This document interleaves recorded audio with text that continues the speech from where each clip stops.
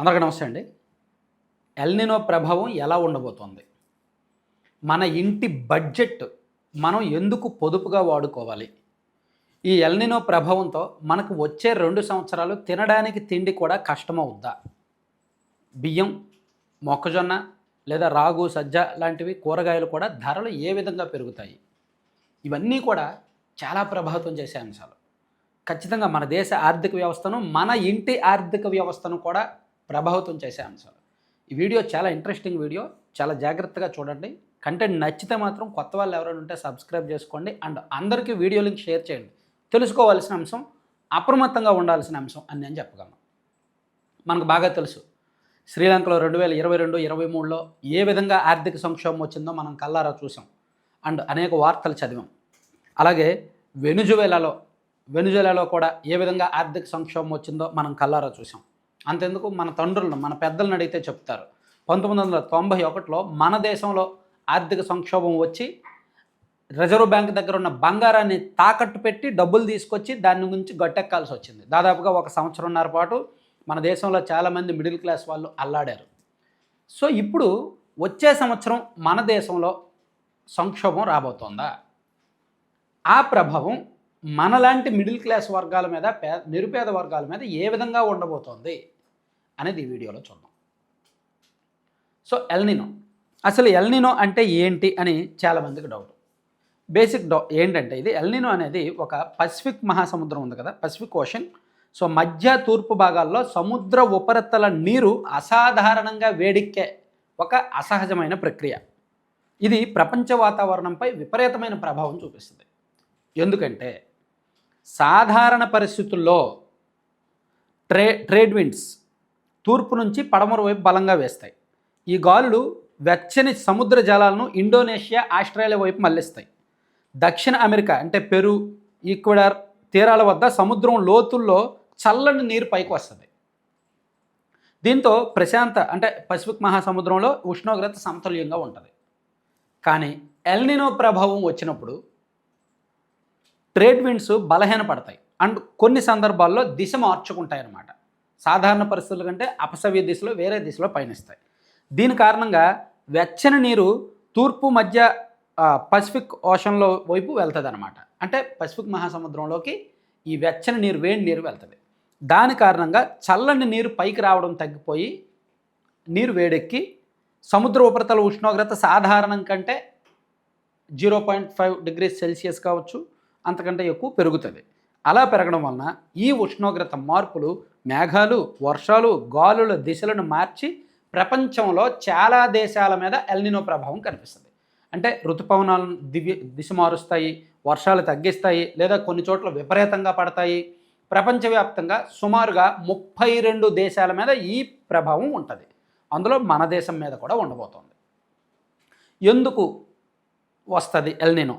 Trade winds బలహీనపడడం, సముద్ర ఉపరితల ఉష్ణోగ్రతలు పెరగడం, వాయు పీడనంలో మార్పులు రావడం, సముద్ర ప్రవాహాల్లో మార్పులు రావడం, సో దిశ మార్చుకోవడం, ఇదంతా. ఇది సాధారణంగా 7-8 సంవత్సరాలకు ఒకసారి వచ్చే ప్రక్రియనంట. కానీ ఇప్పుడు మాత్రం కొంచెం ఎఫెక్టివ్గా, ఎక్కువగా ఉండబోతోంది అని చెప్తున్నారు. ఈ కారణంగా మనం ఆల్రెడీ చూస్తున్నాం రెయిన్ఫాల్ ఎంత దారుణంగా ఉందో. మనకి ఓన్లీ మన రాష్ట్రంలో లెక్కలే చూసుకుంటే ఈ సీజన్లో అంటే జూన్ 1 నుంచి జూలై 23వ తేదీ వరకు ఆంధ్రప్రదేశ్లో 22 జిల్లాల్లో డెఫిషియన్సీ ఉంది. అంటే సాధారణం కంటే తక్కువ వర్షపాతం నమోదైంది. కేవలం 3 జిల్లాల్లో మాత్రమే సాధారణ వర్షపాతం నమోదైంది. అంటే ఈ ప్రభావం ఎలా ఉందో చూస్తున్నారు కదా. So more than 80% of lands మన ఆంధ్రప్రదేశ్లో సాధారణం కంటే తక్కువ వర్షపాతం. అలాగే దేశవ్యాప్తంగా చూసుకుంటే 321 జిల్లాల్లో తక్కువ వర్షపాతం నమోదైంది. 266 జిల్లాల్లో మాత్రమే సాధారణ వర్షపాతం నమోదైంది. అంటే దేశం మొత్తం మీద కూడా around 50% of district facing this El Niño effect. ఇది ఓన్లీ ఇప్పుడు ఈ నైరుతి ఋతుపవనాలు కారణం మాత్రమే, లెక్కలు మాత్రమే. కానీ నెక్స్ట్ ఇంకా ఉంది. సో ఓవరాల్గా లెక్క చూసుకుంటేనే ఏంటంటే 52.1% లోటు వర్షపాతం ఉందండి మన దేశంలో ఇప్పటి వరకు. కొన్ని జిల్లాల్లో 75% ఉంది, కొన్ని జిల్లాల్లో 30% ఉంది. యావరేజ్గా చూసుకుంటే 52.1% లోటు వర్షపాతం నమోదైంది. ఈ 55 రోజుల లెక్క. ఈ ప్రభావం దేశం మొత్తం మీద ఉంది. పర్టికులర్గా మన రాష్ట్రాన్ని అన్నపూర్ణగా పిలుస్తారు. ఎందుకంటే ఒకవైపు కృష్ణా డెల్టా, మరోవైపు గోదావరి డెల్టా. సో సంవత్సరానికి 3 పంటలు కూడా పండించే నేలలు మన రాష్ట్రంలో ఉంటాయి. అటువంటి చోట నేలలు ఇప్పుడు నెర్రలిస్తున్నాయి, బీటలు వారుతున్నాయి. రైతులు వర్షాల కోసం ఎదురు చూస్తున్నారు. వర్షాలు పడట్లా. కొన్ని చోట్ల విపరీతమైన వర్షాలు పడుతున్నాయి, వరదలు వచ్చేస్తున్నాయి. మహారాష్ట్ర అటువైపు, మన రాష్ట్రంలో చూస్తే పడట్లా. సో అది మనకి ఎల్నినో ప్రభావం చాలా క్లియర్గా కనిపిస్తోంది.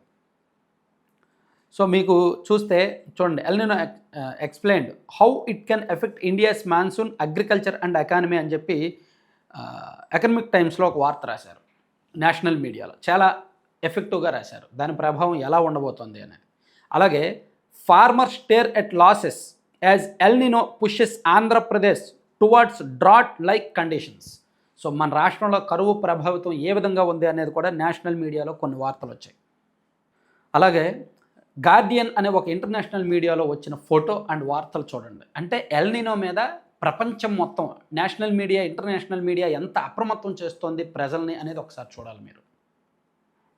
అండ్ ప్రిపేర్ ఫర్ ఎల్నినో అని చెప్పి ప్రపంచ వాతావరణ సంస్థ జూన్ 2వ తేదీన ఒక ప్రకటన విడుదల చేసింది. ప్రపంచంలో అందరికీ చెప్పింది ప్రిపేర్ ఫర్ ఎల్నినో, ఎల్నినోకి మీరు సిద్ధంగా ఉండండి అని.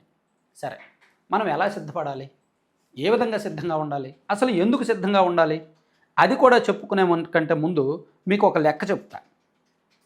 సాధారణంగా మన రాష్ట్రంలో సంవత్సరానికి ఉత్పత్తి అయ్యే వరి 105 లక్షల టన్నులు, అంటే 10.5 మిలియన్ టన్నులు అనుకోవచ్చు. 105 లక్షల టన్నులు.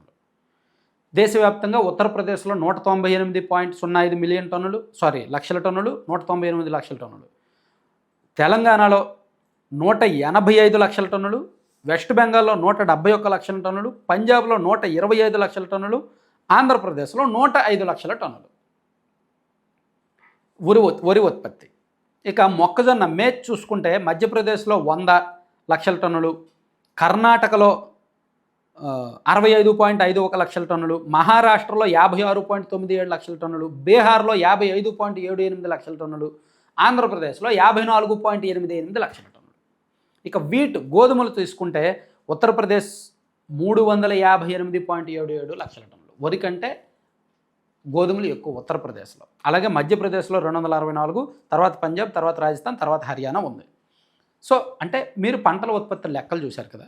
ఇప్పుడు ఉదాహరణకి మన రాష్ట్రంలో సంవత్సరానికి 105.85 లక్షల టన్నులు కదా వరి ఉత్పత్తి అవ్వాలి.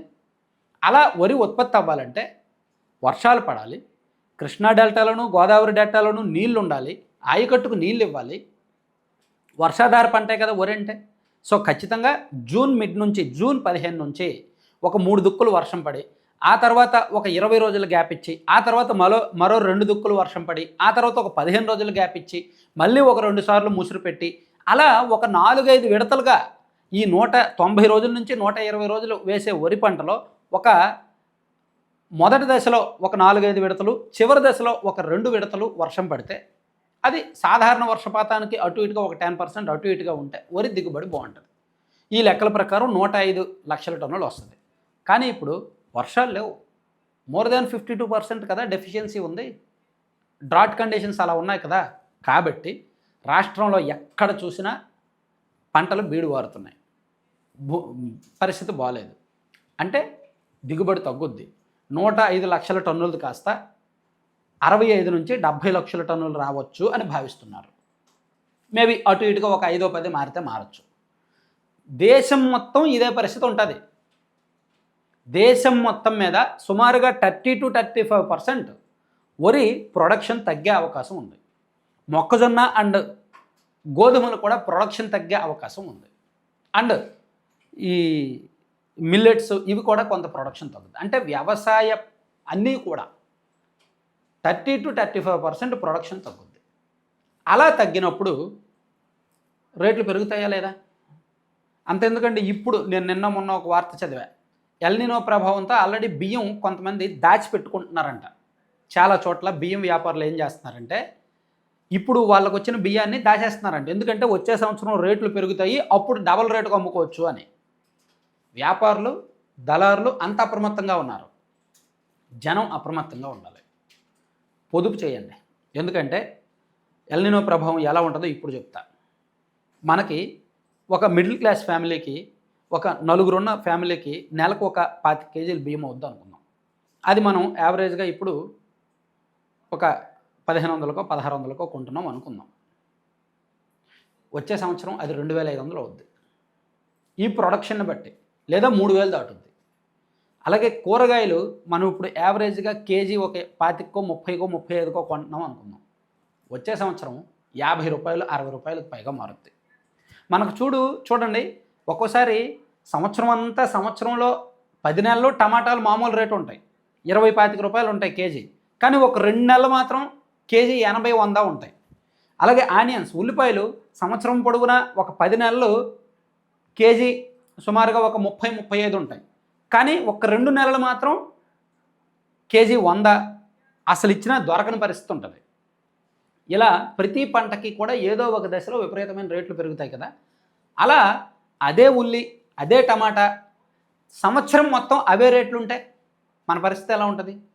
అదే ఎల్నినో ప్రభావం. సో మన ఇంటి ఖర్చు, మన ఇంటి బడ్జెట్ రెండింతలు అవ్వచ్చు. మనకి నెలకి ఇప్పుడు 30,000 ఖర్చు అవుతుంటే ఇంటికి వచ్చే సంవత్సరంన్నరలో 50,000కు పైగా అవ్వచ్చు. సో ఇది అంతకు మించవచ్చు కూడా. మన కళ్ళెదురుగా గుడ్లు గత నెల ఏమో 135 ఉన్నాయి, ఇప్పుడు 200-210 ఉంది అట్ట. వచ్చే సంవత్సరం ఈ టైంకి 500 అవ్వచ్చు. అంటే ఒక కోడిగుడ్డు ఎంత ఉంటుందో చూసుకోండి. సో అన్ని రేట్లు పెరుగుతాయి. నిత్యావసరాలు, కూరగాయలు, బియ్యం, పప్పులు, ఉప్పులు, పాలు, గుడ్లు అన్ని రేట్లు పెరుగుతాయి. మన కళ్ళెదురుగా రేట్లు పెరిగిపోతాయి. ఉత్పత్తి తగ్గిపోయినప్పుడు, డిమాండ్కి తగ్గ సరఫరా లేనప్పుడు కృత్రిమ మార్కెట్ క్రియేట్ చేసేవాళ్ళు రెడీగా ఉంటారు కాబట్టి రేట్లు పెరుగుతాయి. అందుకు ఎల్నినో ప్రభావం, వర్షాలు తక్కువ పడతాయి, పంటల ఉత్పత్తి తగ్గిపోద్ది, కాబట్టి రేట్లు పెరుగుతాయి. కాబట్టి ప్రతి మిడిల్ క్లాస్ అప్రమత్తంగా ఉండాలి. సో నేనేం చెప్తాను అంతిమంగా, సో నెక్స్ట్ ఇయర్కి ప్రిపేర్ అయిపోయి ఉండిపోండి. దేశవ్యాప్తంగా కూడా ద్రవ్యోల్బణం ఉంటుంది, రేట్లు పెరుగుతాయి. కాబట్టి మరి కేంద్ర ప్రభుత్వం దగ్గర తగిన ప్రణాళికలు ఉన్నాయో లేదో తెలియదు, కానీ ఈ ఎఫెక్ట్ వచ్చిన తర్వాత ఆ సంవత్సరం గడిచిపోతే చాలు అని అనుకుంటారు. ఎందుకంటే ఈ ఎఫెక్ట్ ఎక్కువ కాలం ఉండదు, ఒక్క సంవత్సరం ఉంటుంది లేదా సంవత్సరంన్నర ఉంటుంది, అంతకన్నా ఎక్కువ కాలం ఉండదు. ఆ సంవత్సరంన్నర మనం భరిస్తే చాలు, మళ్ళీ ఒక 10-15 ఏళ్ళు ఇబ్బంది ఉండదు.